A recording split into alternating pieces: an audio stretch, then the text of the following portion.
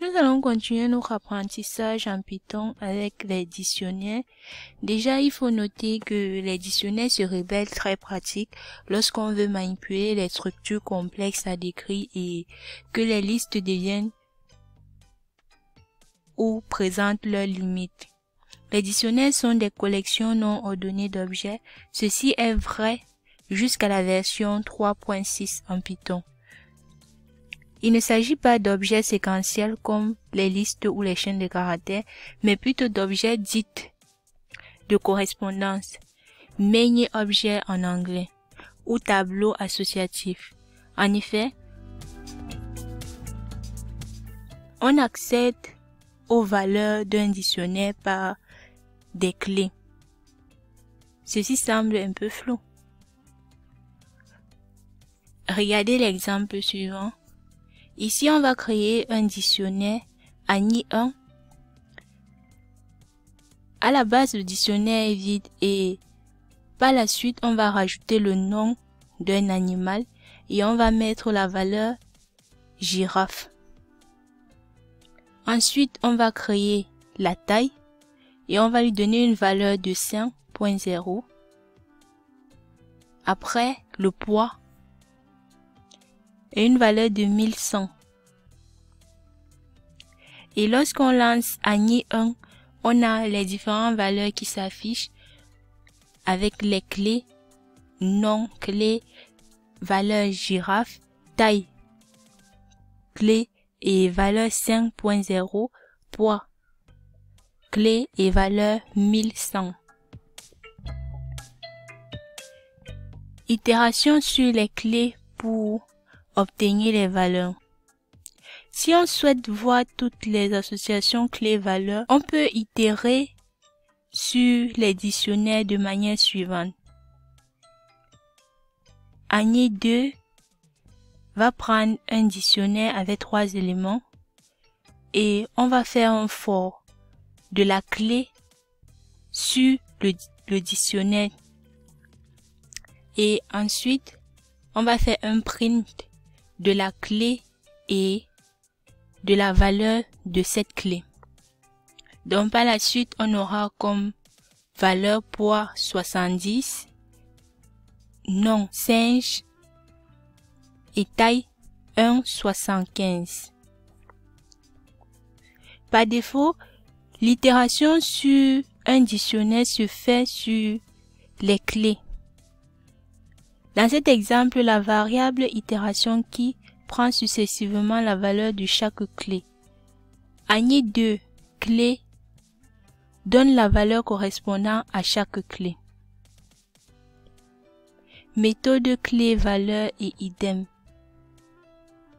Les méthodes clé et valeur renvoient, comme vous vous en doutez, les clés et les valeurs d'un dictionnaire. Si on prend Annie 2.key, on aura l'ensemble des éléments qui correspondent aux clés, c'est-à-dire le poids, le nom, la taille. Et si on prend Annie.valeur, on aura l'ensemble des éléments qui correspondent à la valeur, c'est-à-dire 70 singe et 1.75. Les mentions dites clés et dites valeurs indiquent que nous avons affaire à des objets un peu particuliers. Ils ne sont pas indexables. On ne peut pas retrouver les éléments par index. Par exemple, disco.key avec l'index 0 renvoie une erreur. Si besoin, vous pouvez transformer en liste avec la fonction list. Annie.valeur 10-valeur. Donc ce qui signifie que on peut quitter d'un dictionnaire à une liste. On peut transformer les éléments d'un dictionnaire en liste. Comme ici. Lorsqu'on demande la valeur en liste, ça nous renvoie une valeur en liste. On dit liste Annie, point valeur. On a les différents éléments qui s'affichent. Toutefois, ce sont des objets itérables dont l'utilisation est une boucle. Enfin, il existe des méthodes idem qui renvoient un nouveau objet dit idem. C'est-à-dire, je crée un dictionnaire et lorsque je fais point l'idem, ça va renvoyer les éléments en 2-2. Ça renvoie les éléments en 2-2, c'est-à-dire on prend le premier élément et le deuxième. Ensuite, la première clé. En fait, on prend la première clé et la première valeur. Ensuite, la deuxième clé et la deuxième valeur. Donc, ça met sous forme de parenthèse. Donc, c'est tout pour cette partie. On va faire un petit exemple.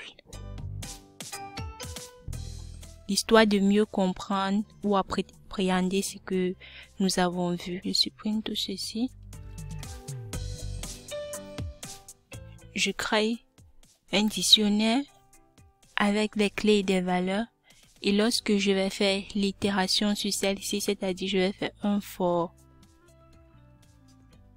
qui in Annie 2 points et que je fais un print de qui on a bien mon singe, le poids, la taille.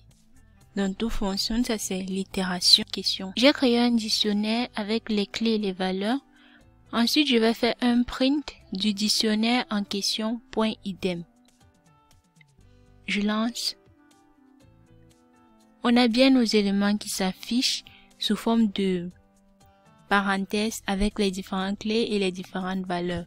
Donc si par la suite je mets print parenthèse Annie 2 points qui je lance, on a les différents éléments de la clé qui s'affichent. Donc je peux supprimer ça ici et je vais mettre hors de la boucle. Je vais relancer. On a nos différentes clés et si je fais par la suite je mets à la place de key value. Je lance. On a le premier qui renvoie les différentes clés, le deuxième qui renvoie les différentes valeurs. Ensuite, on a les items qui se regroupent ensemble. Donc, c'est tout pour cette partie. On se dit à très bientôt pour une prochaine concernant les tuples.